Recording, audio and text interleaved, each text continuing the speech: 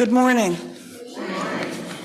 On this Earth Day celebration, I want to tell you about rain barrels. And if you have one, it's full today for sure, right? Somehow, I've always been sensitive to water being a precious resource. For years, I carried the full bucket from my dehumidifier in my basement up the hatchway stairs to water my garden. And when I cooked pasta or broccoli, I saved the water, let it cool overnight, and used it to water the flower boxes on my front porch in the morning. Then, about 20 years ago, I heard about rain barrels, and I had to have one. All it took was a simple cut of the downspout next to my side door with a hacksaw, cutting it about 6 feet off the ground to remove the lower section so that the plastic accordion extension piece could be used to connect the barrel. According to the EPA, lawn and garden watering make up nearly 40% of total household water use during the summer. And a rain barrel will save most households about 1,300 gallons of water during the peak summer months. Saving this water not only helps protect the environment, it saves you money, it diverts water from storm drains, and it decreases the impact of runoff to streams. I use watering cans filled from my rain barrel to water all my flower pots and my raised beds. About 5 years ago, I even got a second rain barrel. You can never have too many rain barrels. And if you raise them high enough off the ground, usually with cinder blocks, you can even get enough water pressure to run a hose from them. During the winter months, the barrels are removed and stored in or behind the garage, and the lower sections of the downspouts are put back in place. There will be a handout available at the recycling workshop after the service with information about where you can get a rain barrel. Thank you.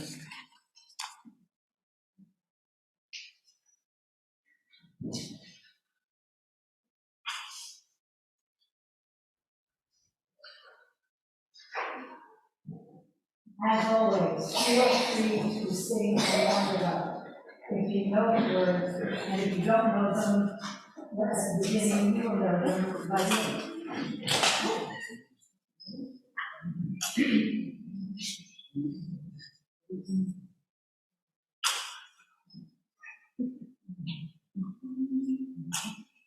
We come from the fire, living in the fire. Go back to the fire, turn the world around. We come from the fire, living in the fire. Go back to the fire, turn the world around. We come from the water, living in the water. Go back to the water, turn the world around. We come from the water, living in the water. Go back to the water, turn the world around. We come from the mountain, living on the mountain. Go back to the mountain, turn the world around.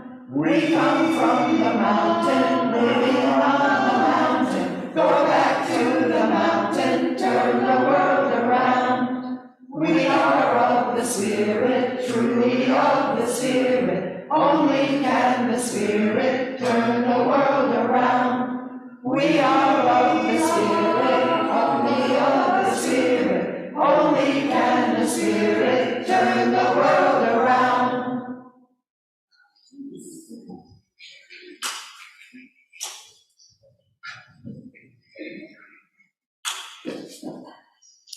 Good morning. My name is Jackie Trimble Shapiro. My pronouns are she, her, and hers. Welcome to this gathering of unfinished souls here in what we rightfully call a sanctuary and with us in spirit online. We are about to make this time and this place sacred by our presence and intention. Here we let go of fears and expectations. We drop the mask that shields us from the world and loosen the armor around our hearts. We are a people of many origins, sexualities, and genders. Whoever you are and whomever you love, you are welcome here.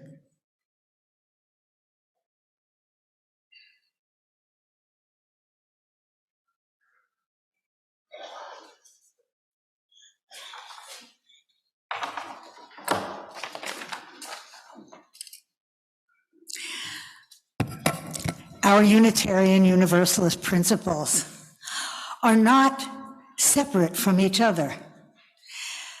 The mystery and wonder of our earth, under the earth and the universe, is connected to all the philosophies of the world and to the humanists and to science.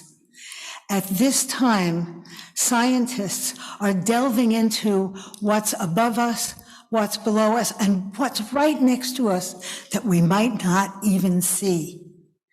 So on this beautiful Earth Day, with the lovely rain that's nourishing us, I welcome you, and let us worship together and light our chalice.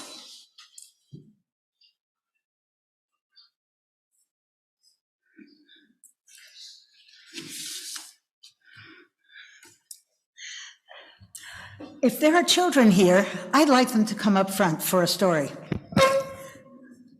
Any kids? If not, you guys are all going to have to be kids. Okay, come on up.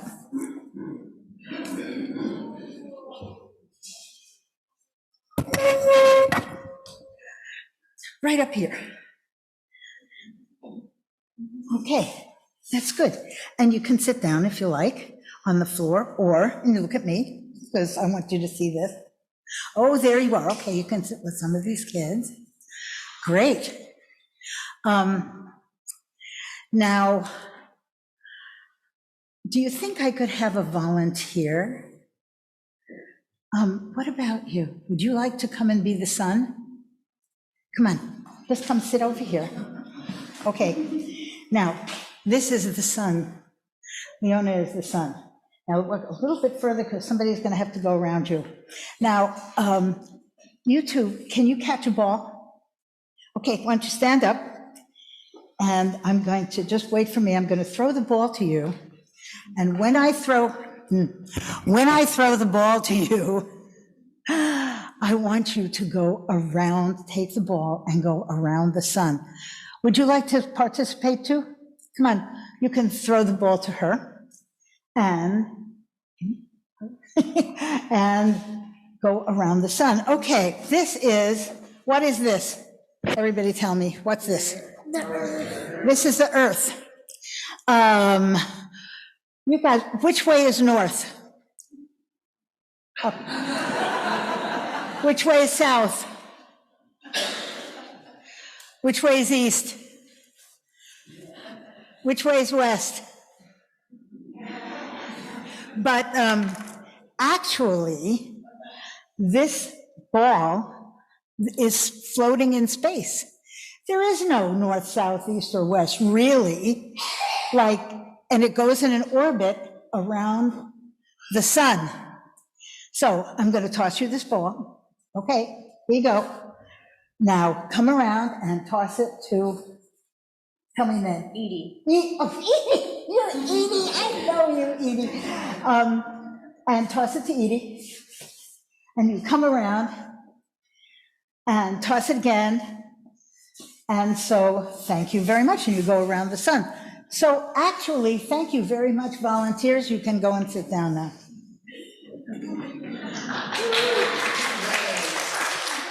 Thank you.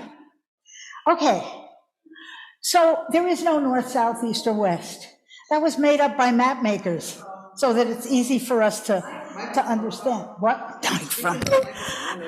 That was made up by map makers to make it easier for people to, understand what the world was like. But actually, what happens if you turn the world over like this? Look at it like this. How does it make you feel? Can you see things? Does it look different? Somebody yell out, how does it make you feel different? I couldn't hear it, but there's a whole lot of water on top now. That's Antarctica. And there's the North Pole. Well, it's not the North Pole. This is the South Pole, but it's not south or north. It's floating in space.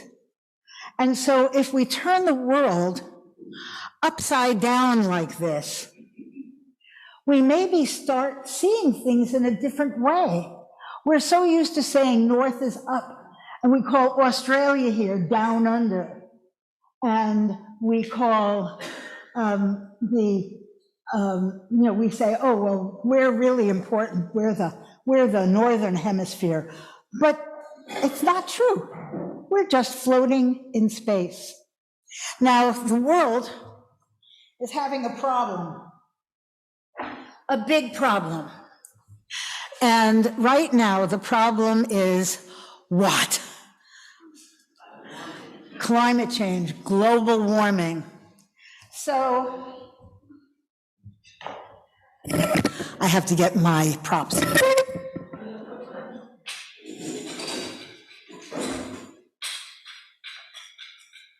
So, what can we do about global warming? I'm sure a lot of people here are doing things about global warming. Now, I hope I can hear you when you yell out, what are some things that you do? I have this box here, and I have some stones. And for everything someone says about what you're doing about global warming, I'm going to put a stone in the box. Okay? Okay, yell it out. Solar panels. Recycle. Solar panels. What was it? Electric cars. Electric cars, yes. Vegetarianism.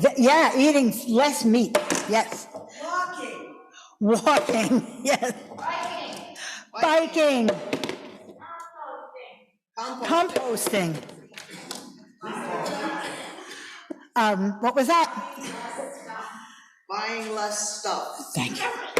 Buying less stuff. Even with my hearing aids, it's hard to hear. Yes. Carpooling. Carpooling. Less dependence on fossil fuels. Less dependence on fossil fuels. Talk about it.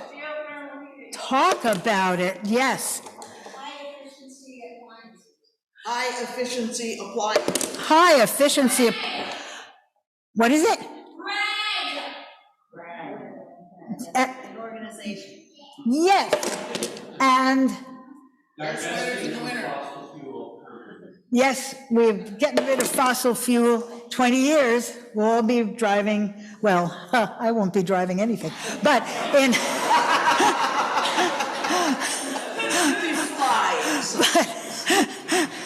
A lot of you will be driving electric cars.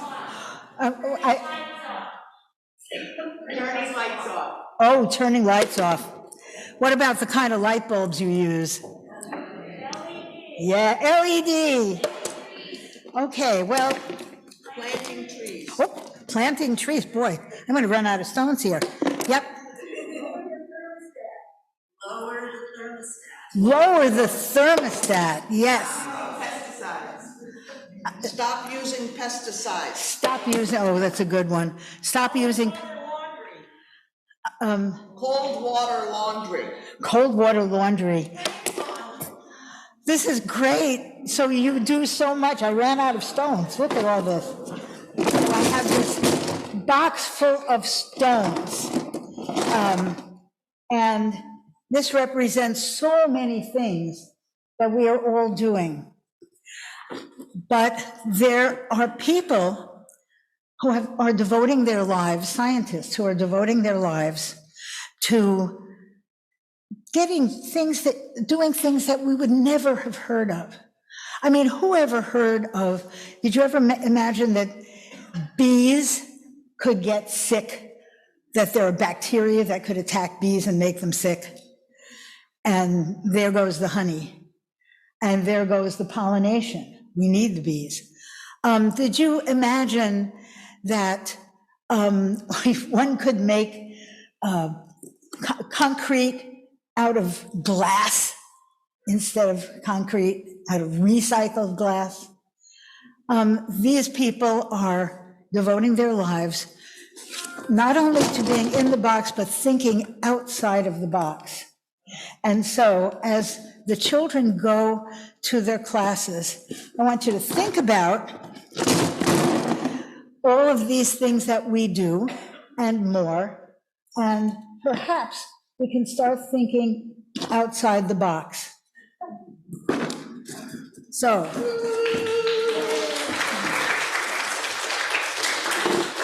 we're going to sing the kids out, and we're going to sing "When Roots Go Down," and I'll put on a couple of extra verses because that's the way it's there for a load.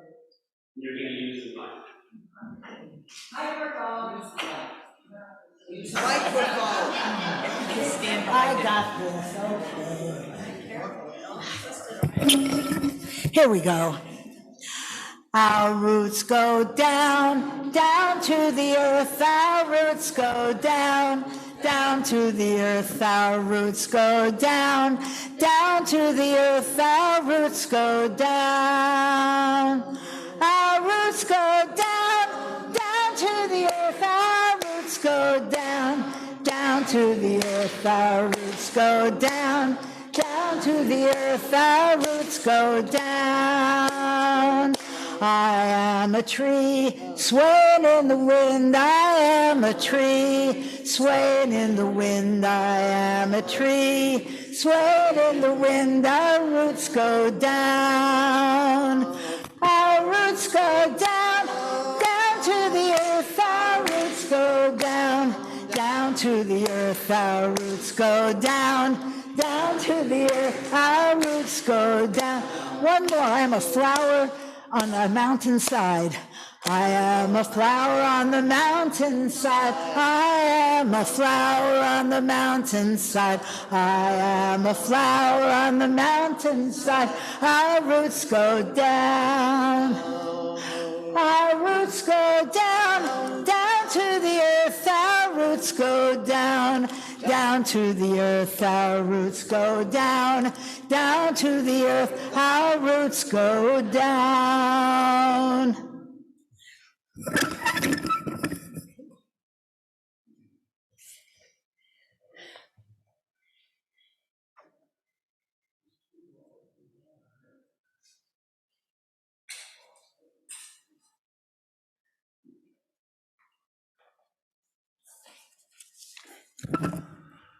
Good morning. My name is David Jones. My pronouns are he, him, and his. Before I get started, let me apologize for wearing a mask up here, but for those that are not aware, our daughter Emily, who was raised in this congregation, gets married in 2 weeks in New Mexico. So I'm taking no chances with disease till then. So we've come to the time in our program for joys and sorrows. In this spiritual community, we remind ourselves each week that joy and woe are woven fine. Some of us bear burdens made lighter as others help us carry it. Some of us hold joys that shine more brightly as others reflect our delight. We heard the sad news from former member Janet York that her husband, Mike York, died at Wyndham Hospital on April 7th. They were members of USNH from 1972 until they moved to Coventry in 2008. His memorial service is scheduled for Saturday, June 10th at 1 p.m. at Unitarian Universalist Society East, Manchester, Connecticut. That notice is also in the newsletter.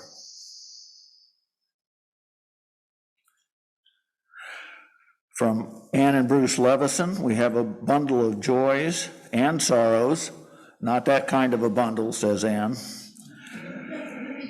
Bruce returned home recently after a week with cardiac issues in Yale New Haven Hospital. Cards and calls are welcomed. He came home in time to celebrate his 88th birthday, and his and Ann's 58th wedding anniversary is coming up. We hold these joys, other joys and sorrows not mentioned, in the silent sanctuary of our heart.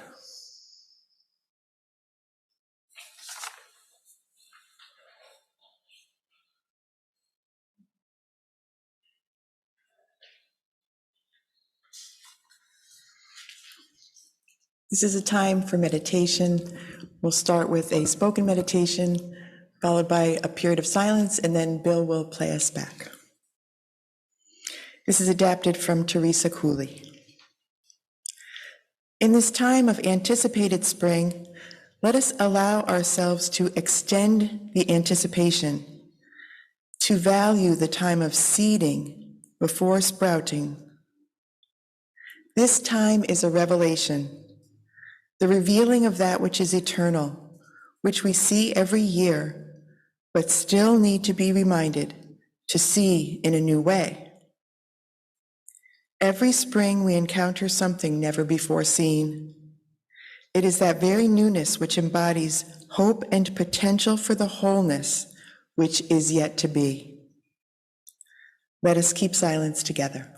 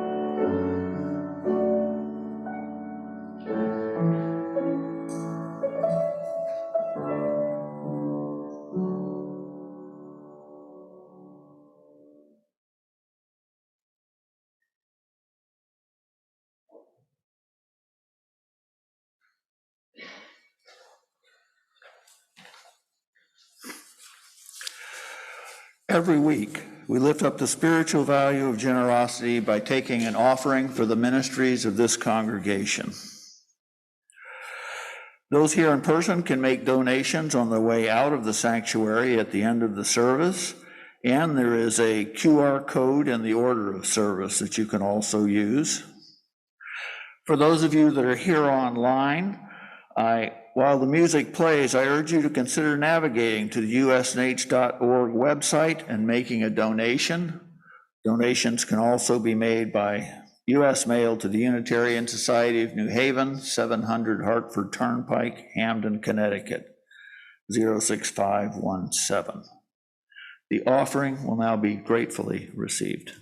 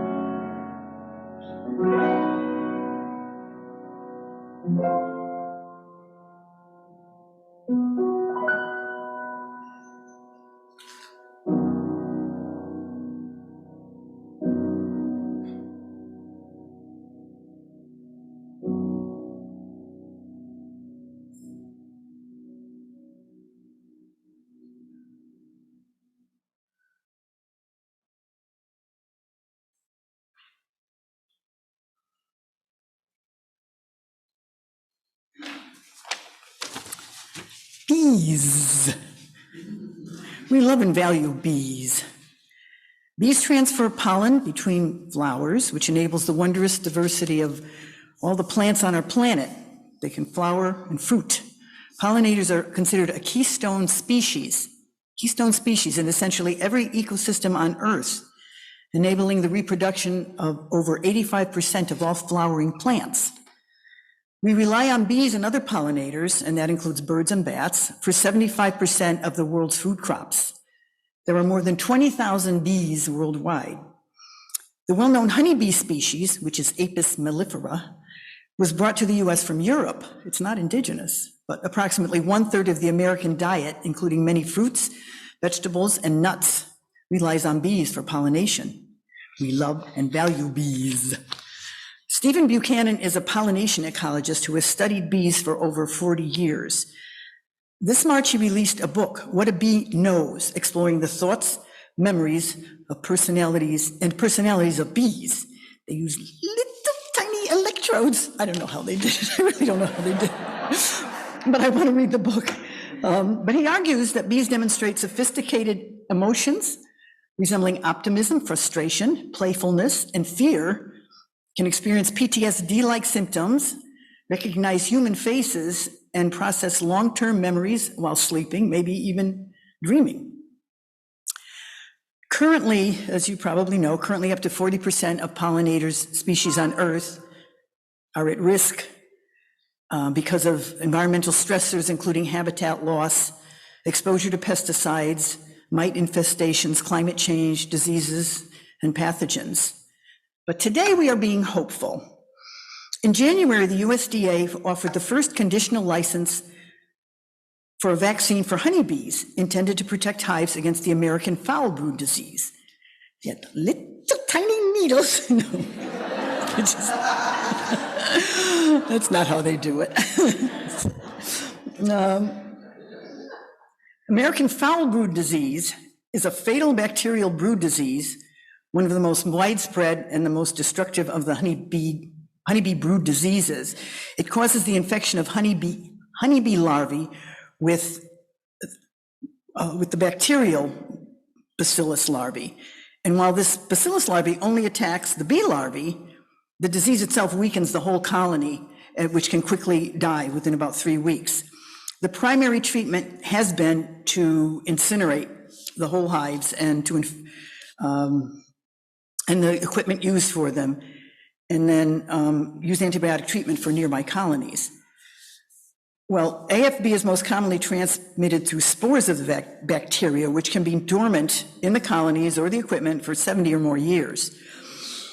When nurse bees feed the larvae with food contaminated with food spores, the spores then turn into a vegetative state that replicates in the larvae and kills them.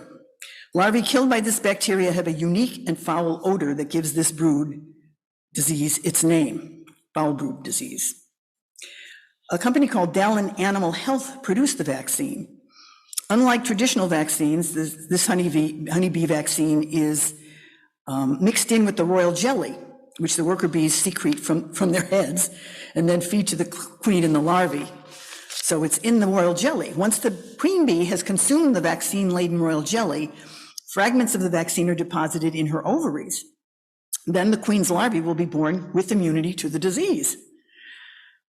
So instead of relying on antibiotic treatment or fire, or the antibiotics have limited effectiveness and require lots of time and energy, this preventive vaccine avoids costly treatment so beekeepers can focus on other important elements of their beekeeping.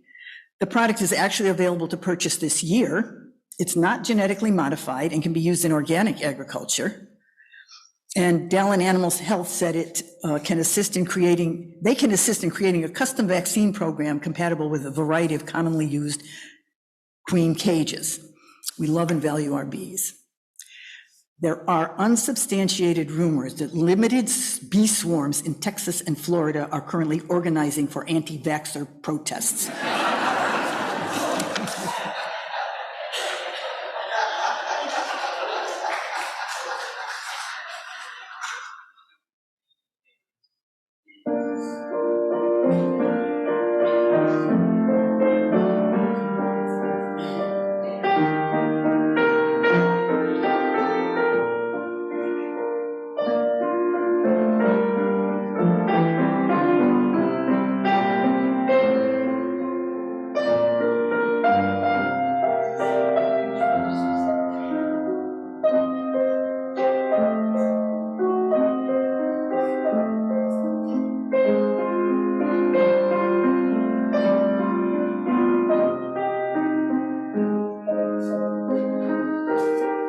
Good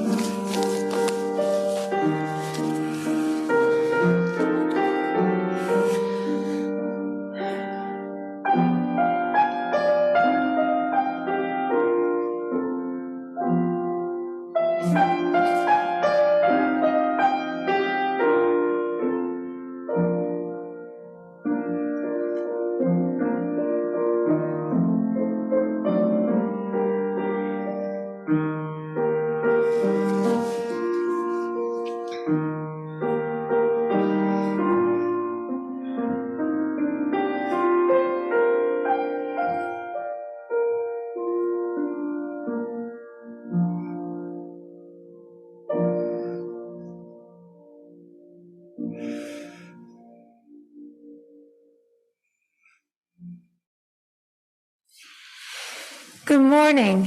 It's good to see all of you. It's been too long. And I really appreciate it, especially that you've been able to bring it to me so that I can hear it at home. And that's been really important for me. One of the best things, I think, about being able to hear it, besides being able to hear it, is the music is so wonderful. So I thank all of you that have continued to bring me music, because it's been one of the most special parts. I was asked to talk today about coral and coral reefs and the protection that we need for our coral reefs.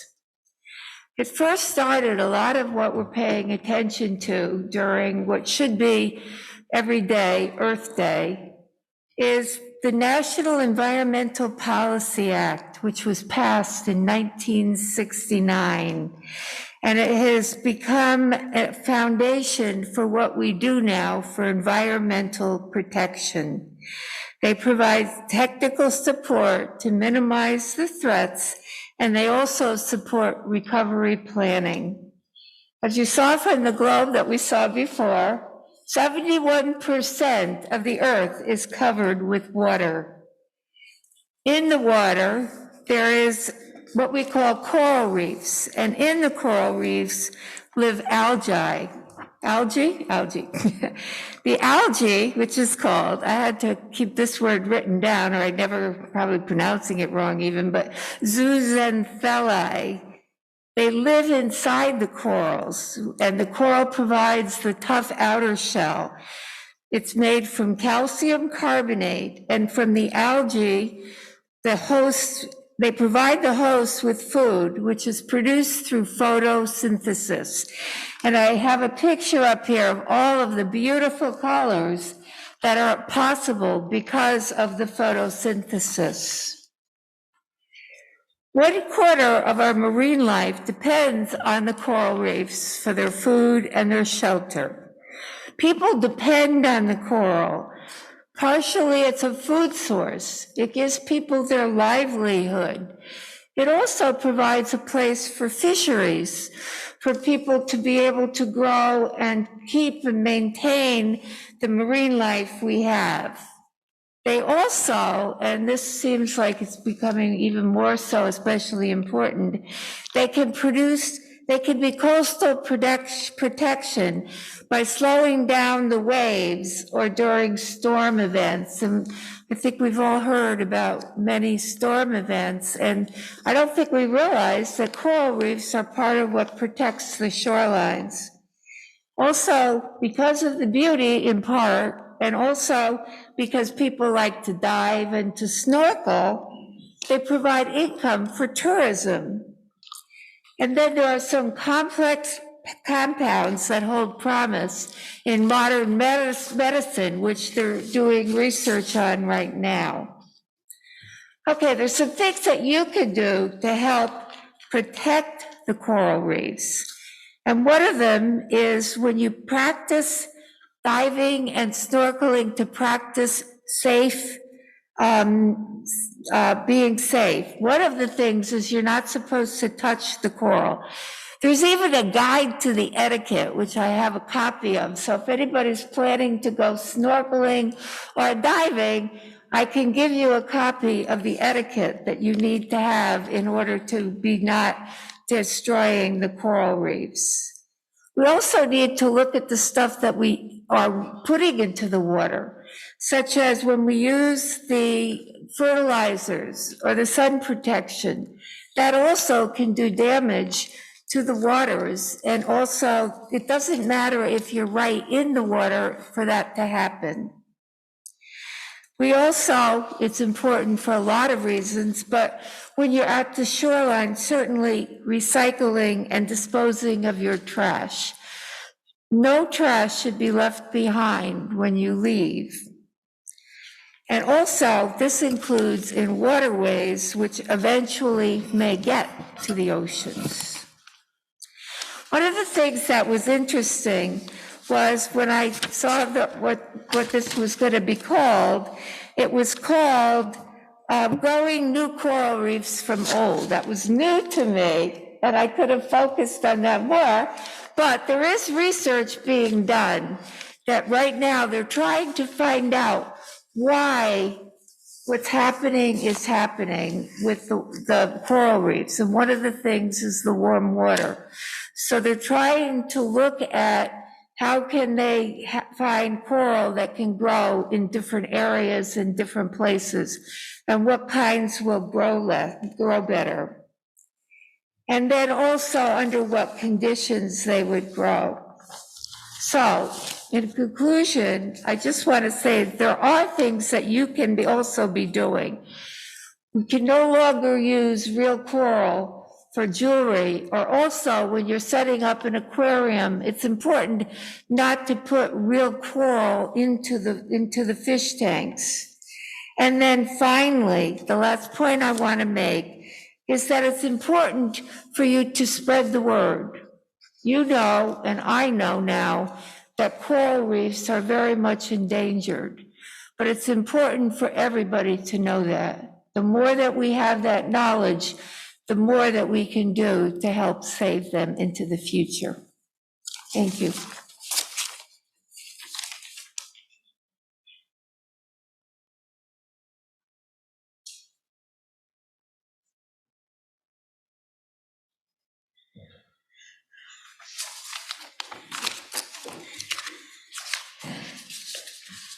I would like any members of the choir who are here to help lead this hymn. So if you, I have to see this first.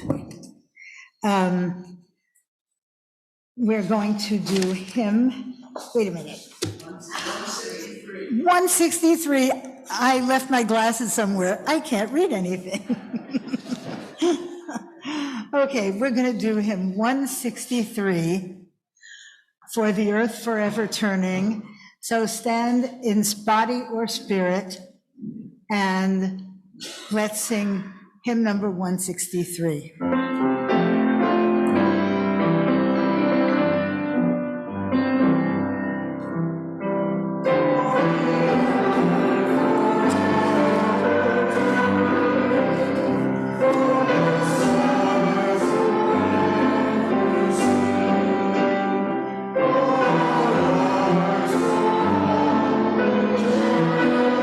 Sing we our joyful song of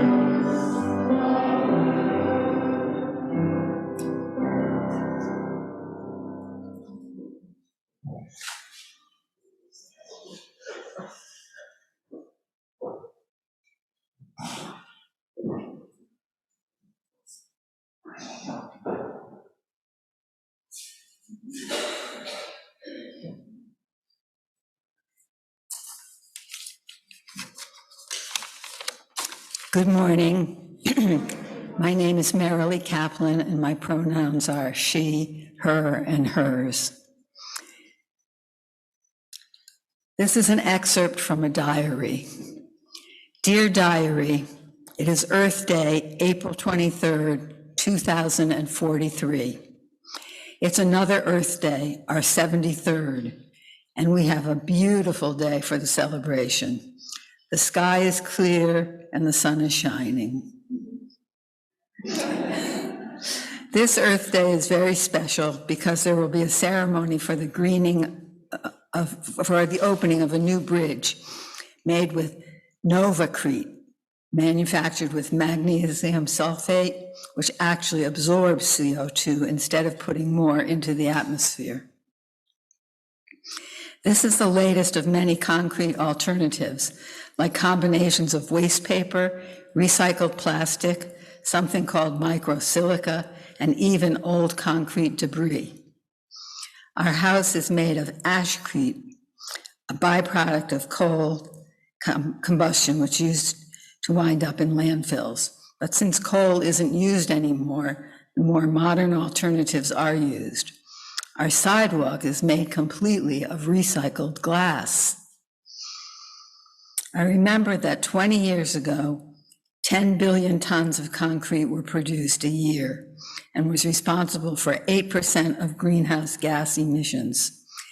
In addition, the air pollution from its production caused a myriad of health problems and even death. But luckily, things have changed. While we haven't yet reached net zero emissions, they are down by almost 75%, and we're still working on it. I'm really excited about my upcoming trip to go scuba diving and explore the new barrier reef off the Georgia Sea Islands, especially because President Ocasio-Cortez will be there. It's 150 miles from here, but the bullet train will get me there in an hour and a half. First, though, I think I'll have a cup of tea with a good dollop of honey.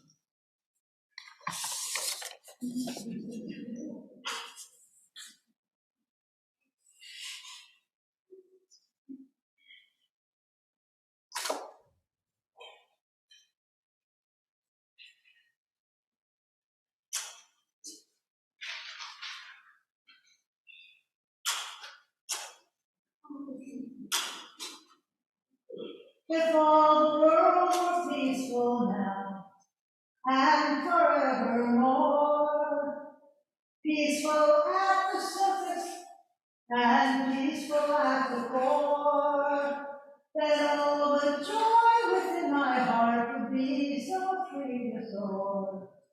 And we're living on a living planet, circling the living star. I don't know where we're going, but I know we're going far. We can change the universe by being who we are. And we're living on a living planet, circling a living star.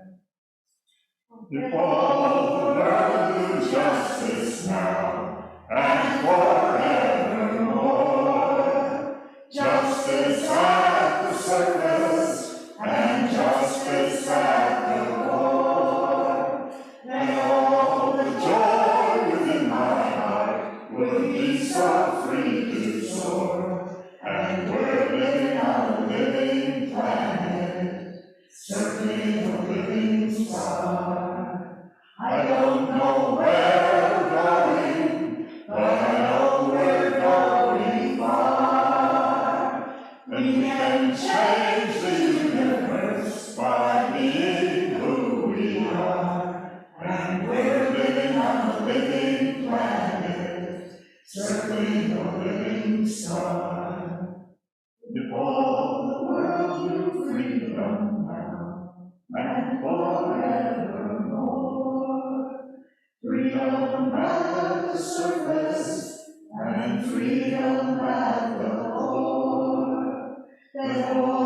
joy within my heart will be so free to soar.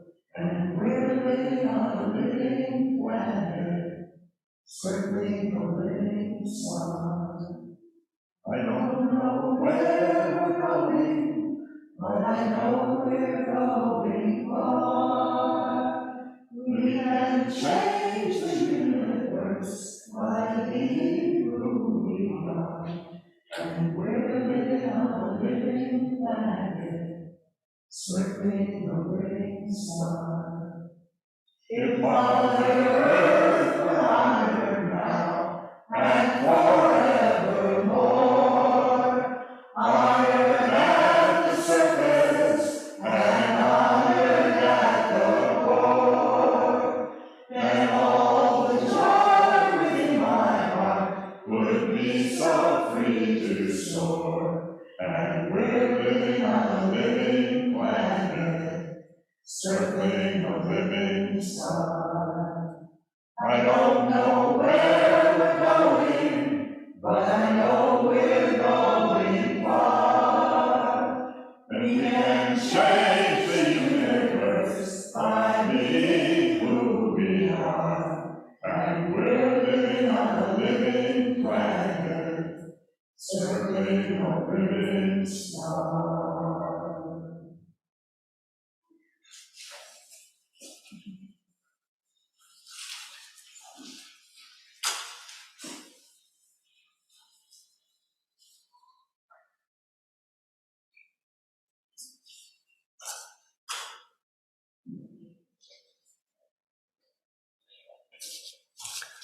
You gonna put it out? All right, we're still getting organized up here, folks. Please join me now in the words that are in your order of service as we extinguish the chalice. We extinguish this flame, but not the light of truth, the warmth of community, or the fire of justice. We need to carry in our hearts until we are together again. Blessed be.